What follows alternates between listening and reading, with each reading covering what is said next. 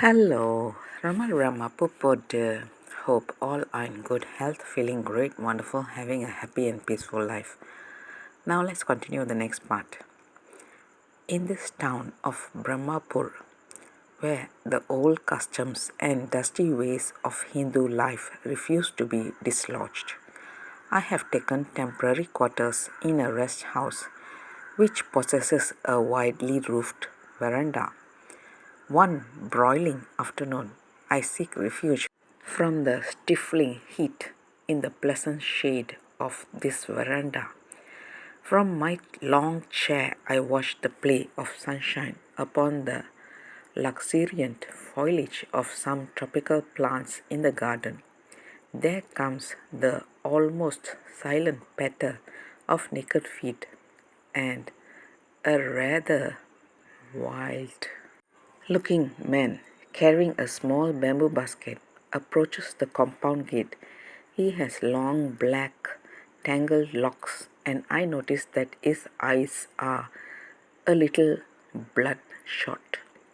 He comes closer, deposits his basket in the dust, and momentarily raises his hands to cover his face as a salute.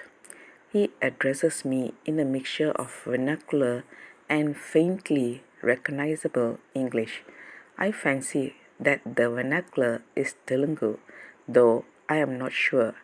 The accent of his English is so execrable that I am unable to grasp the meaning of more than 3 or 4 words. I retaliate by trying some sentences in English on him, but his command of language is totally insufficient to enable him to understand me. My command of Telugu, however, is even more insufficient to enable me to understand him. We both discover this fact after we have attempted utterances which are nothing more than long strings of sound to the other. Finally, he attempts to devise a language of gesture and facial expression until I gather that he has something of importance in the basket to show me. I dive into the bungalow and call for the servant, who knows a sprinkling of English, just above enough to sprinkle some intelligibility upon his own vernacular verbosity. I bid him do what he can to translate. He wishes to show you Fakir's magic, master. Excellent. Let him show it then. How much money does he want? He says master can give what he pleases. Go ahead. The fakir's unkempt appearance and unknown origin alternately intrigue me and repel me. It is difficult to fathom the expression on this man's countenance. There is something almost sinister about it, yet I do not feel the presence of evil. What I sense around him is an aura of strange forces, unfamiliar powers. He makes no attempt to mount the veranda steps, but squats down under a banyan tree, whose long, rambling branches form a low canopy which trails over his head and sinks to the ground.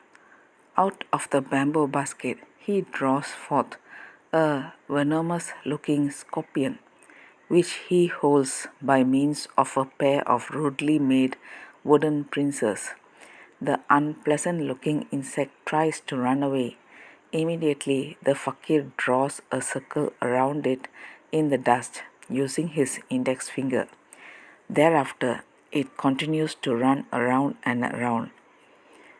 Each time it reaches the circle, it hesitates, as though confronting some visible barrier, and then goes off in another direction.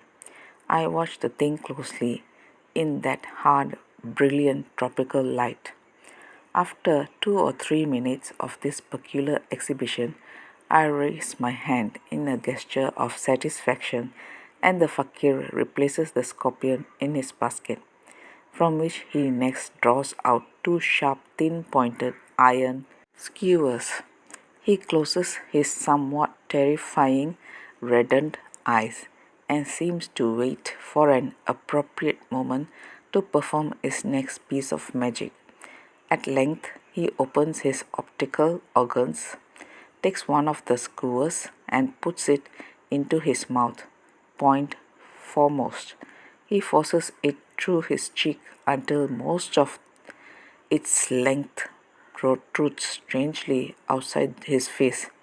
As if not satisfied with this slightly gruesome feat, he repeats it by forcing the second skewer through his other cheek.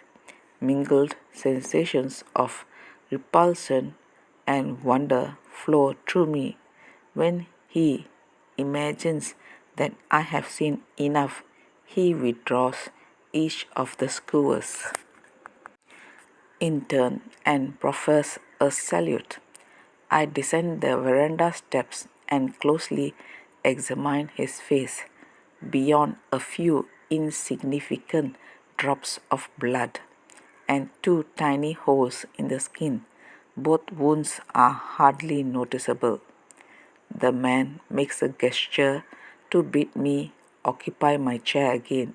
When I am once more reclining on the veranda, he quietly composes himself for 2 or 3 minutes as though in further preparation for some striking feat. Let's continue the next chapter. Thank you. Bye bye. Rama Rama Popoda.